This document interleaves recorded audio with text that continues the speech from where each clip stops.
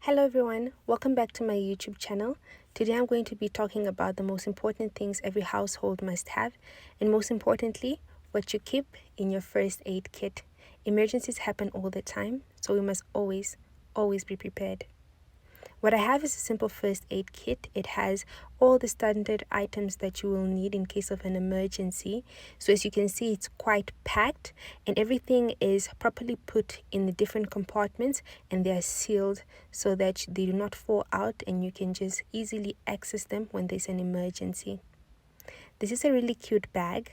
I got it as a gift, a very thoughtful gift.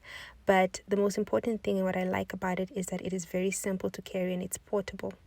One of the most important things you must have in your first aid kit is dressings. So you use this to cover any kind of wound that you may have, and it comes in all different kinds of shapes and sizes. So this is very important, especially if you're bleeding. Another important item are gauzes. This is where you apply your ointment for any kind of wound before you put the dressing. So that's important to have. If you sustain a little cut on the finger or anywhere else in your body, what you can use is a little plaster, and this must always be handy and in your first aid kit as well. What you see here are triangle bandages. So this is what you normally use if you've injured your arm and you just need your arm to rest before you come to the hospital. What I'm showing you here is a special dressing that is used for patients when they have been burned. So when you have an accident at home and you've burnt yourself, comes in different shapes and sizes as well. You just apply this and you quickly rush to the hospital. Another important item is this little foil blanket. It actually comes out and it's quite big and you cover yourself with in case of an emergency when you're feeling cold. It's actually very good and it really works.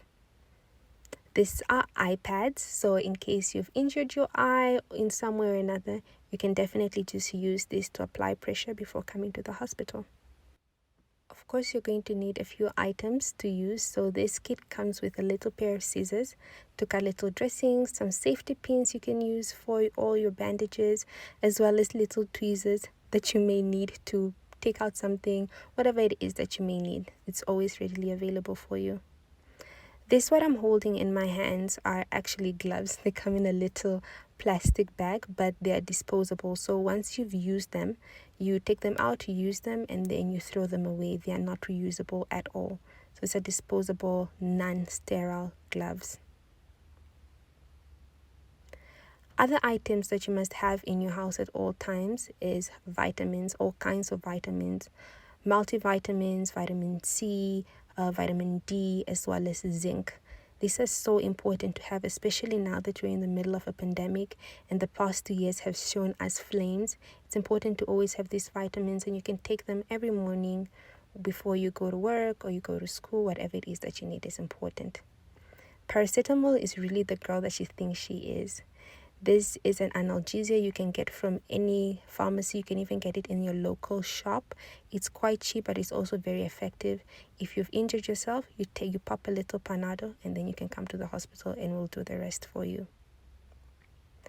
Like I said, COVID has really shown us flames, and the situation monitor is so important.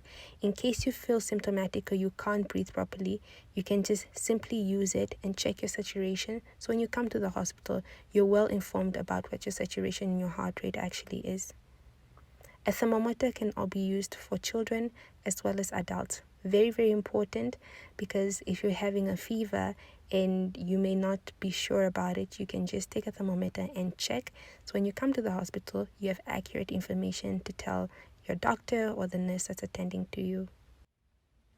And that's it. Thank you so much for watching this very simple guide to a first aid kit.